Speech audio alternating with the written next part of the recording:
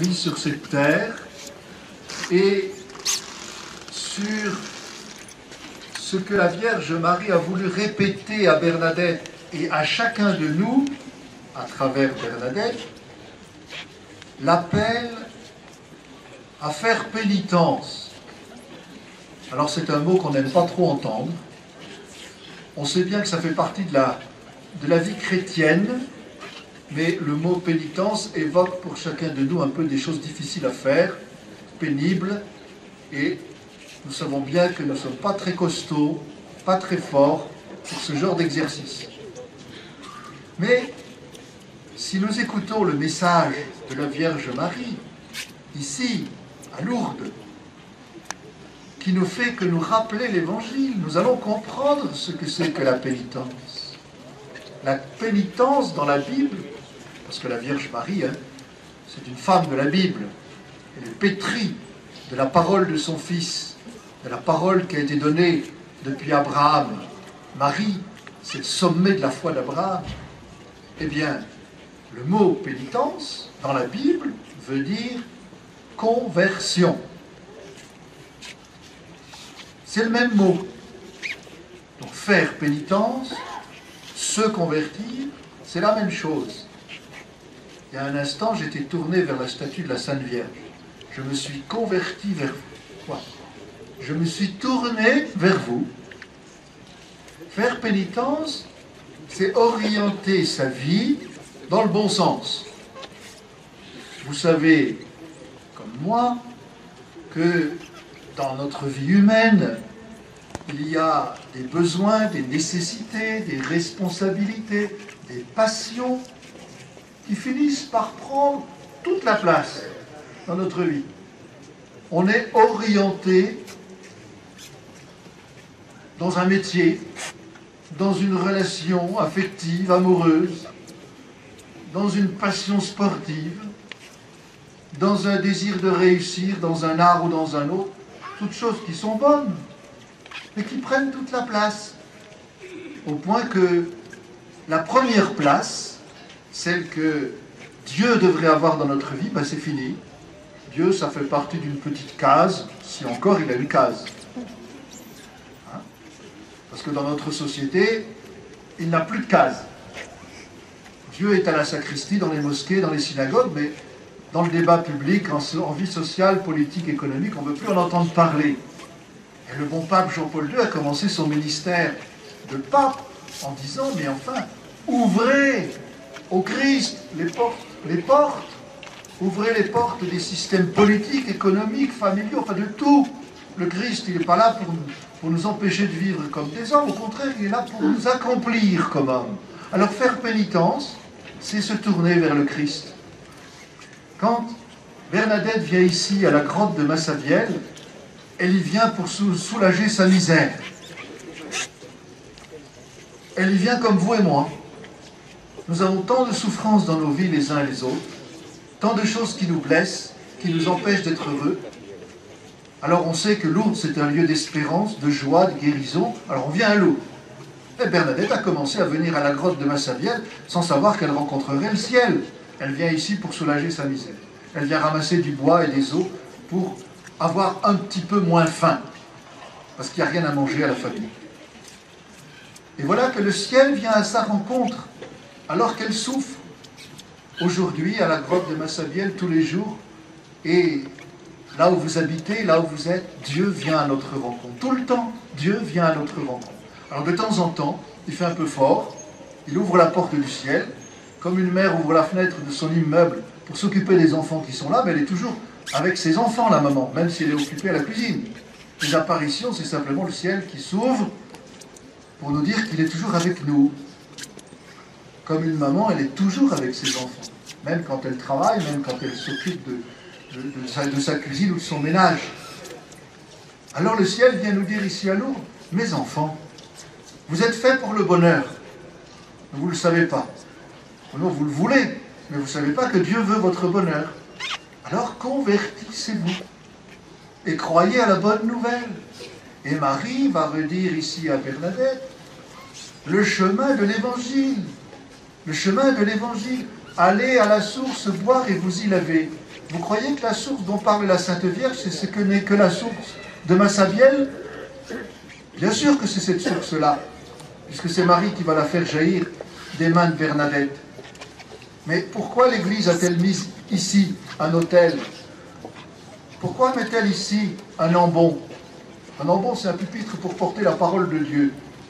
C'est pour que nous allions à la source qu'est son Fils, la parole faite chair. Que nous allions à la source de l'Eucharistie. Et puis, Marie va demander à Bernadette des gestes concrets de pénitence. Est-ce que vous voudriez baiser la terre pour la conversion des pécheurs? Est-ce que vous voudriez à la source boire et vous y laver? Ça demande un peu d'humilité tout ça. Hein? Ça demande un peu d'humilité de croire que Dieu va passer à travers des choses aussi humbles, aussi petites. Mais Dieu, lui, il est humble. Mais il est grand dans sa humilité. Et puis, Marie va lui dire, priez pour la conversion des pécheurs. Alors ce qu'on oublie quand on raconte l'histoire des apparitions, c'est que il y a ce qui a été dit, que Bernadette nous a rapporté, que je viens de vous rapporter rapidement. Et puis il y a ce qui a fait Bernadette. Il y a eu les conséquences de ces rencontres sur la vie de Bernadette. Or, ce qui est absolument admirable, étonnant, surprenant, et que on oublie encore une fois, je me répète, c'est que le premier jour où Bernadette voit la belle dame, elle ne sait pas que c'est Marie. Marie ne lui dit pas son nom. Elles prient ensemble le chapelet. Concrètement, Bernadette voit une belle lumière, une dame si belle qu'il n'y aura rien pour la comparer sur la terre. Elle prie en silence le chapelet avec elle. Alors là, Bernadette prie son chapelet comme elle n'a jamais prié son chapelet. Rien d'un chapelet mitraillette, rien d'un chapelet dit par habitude. Tout par amour, depuis le plus profond de son cœur, avec cette belle dame. Et puis c'est tout. Bernadette, quand j'ai dit c'est tout, elle est remplie d'un bonheur ineffable. Le soir à la maison, quand elles vont prier le chapelet, parce que dans la famille Soubirous on prie, Bernadette en a des larmes d'émotion. Elle repense au chapelet du matin qu'elle a vécu avec la belle dame. Mais la première réaction de Bernadette, avant la seconde apparition, c'est d'aller trouver l'abbé Pommian, vicaire de la paroisse, pour faire sa première confession. C'est étonnant. La Sainte Vierge ne lui a fait aucun reproche. Elle ne lui a pas montré ses péchés en lui disant, tu vois ma fille, t'es magnifique, t'es ma fille. Et puis, mais enfin quand même, là, ici, tu ferais bien de te corriger. Non, non, rien. La belle dame ne lui a rien dit. Bernadette, toute seule, parce qu'elle a vu la lumière, parce qu'elle a vu quelque chose qui l'a complètement transformée, bouleversée intérieurement dans son esprit et dans son cœur, elle va se confesser. Puis elle va demander l'aide de ce prêtre pour vivre ce qu'elle est en train de vivre, qui est quand même un peu étonnant. Et on la comprend. Eh bien oui, Marie nous dit ici à Lourdes, mes enfants, vous êtes faits pour aller au ciel. Elle le dit à la troisième apparition, je ne vous promets pas le bonheur en ce monde, mais dans l'autre. Ça veut dire que nous qui cherchons le bonheur, et Dieu qui veut encore plus notre bonheur, il ne peut pas faire, Dieu, et nous ne pouvons pas faire que le mal soit dans le monde. Le mal, ce n'est pas Dieu qui l'a créé.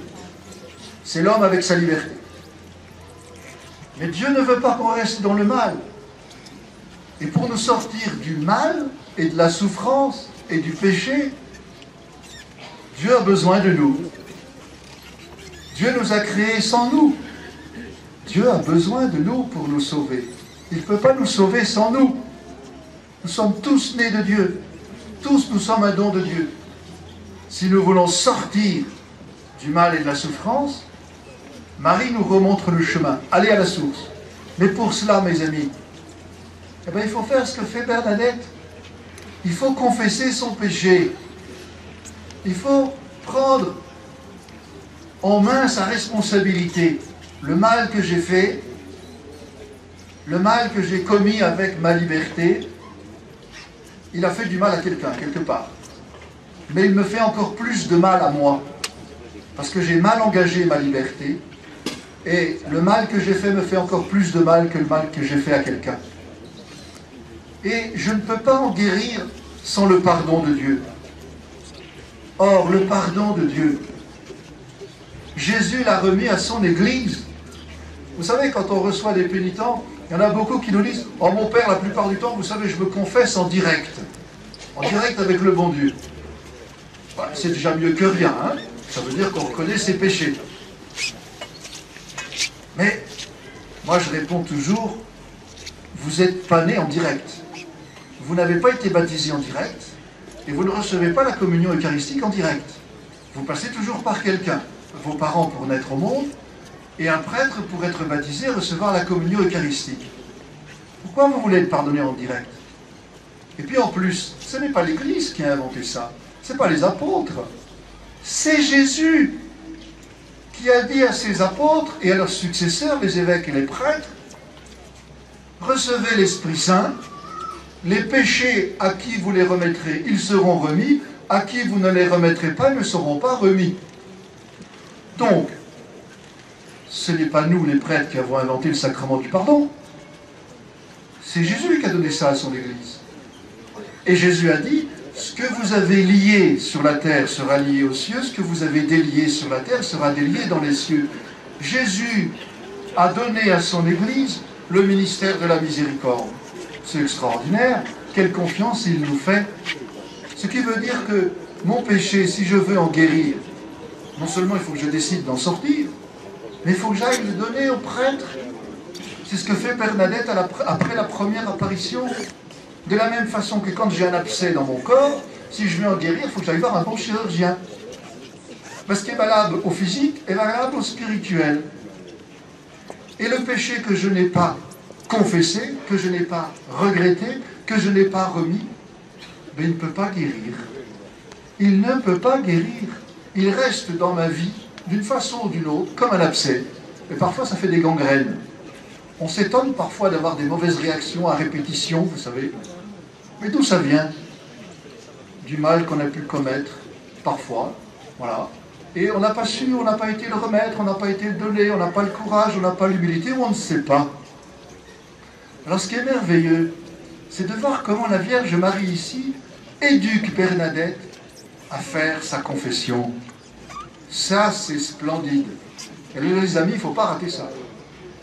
Si vous ne savez plus vous confesser, ou si vous vous confessez par routine, regardez la Sainte Vierge éduquer Bernadette. Qu'est-ce qu'elle fait, Marie, pour aider Bernadette? Je vais le reprendre d'une autre façon à partir de ce que nous entendons souvent comme prêtre. Il y a beaucoup de personnes qui se confessent, vous savez, c'est par rapport à un code moral. J'ai fait du mal à mon voisin, j'ai mangé trop de confiture le matin. C'est pas ça le péché. Ça, c'est un code moral. C'est une faute. C'est clair.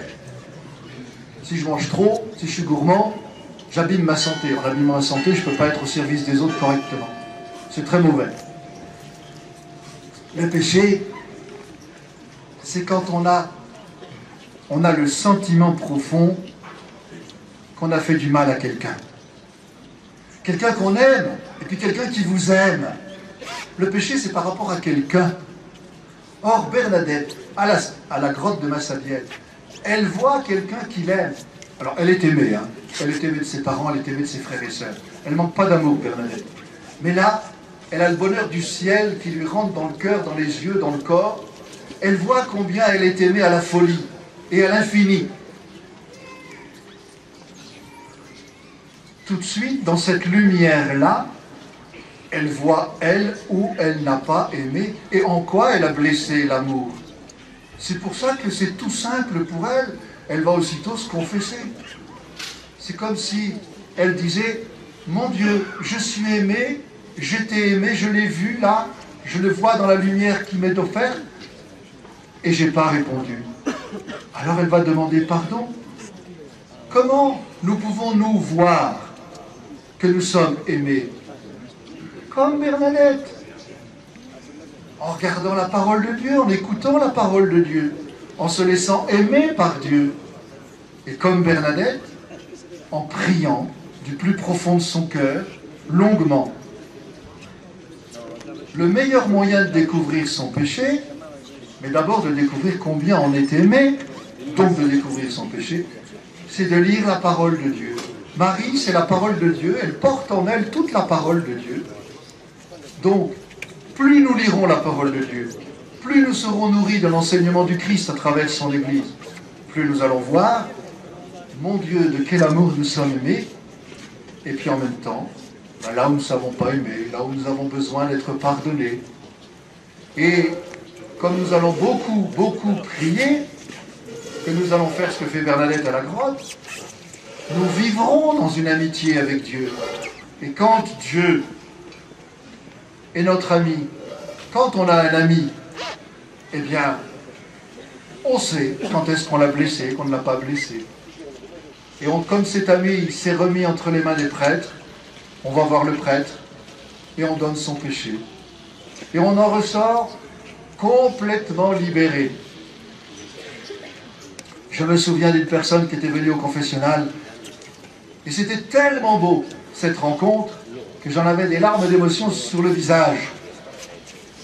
Et voilà que cette dame me dit « Oh mon père, pardonnez-moi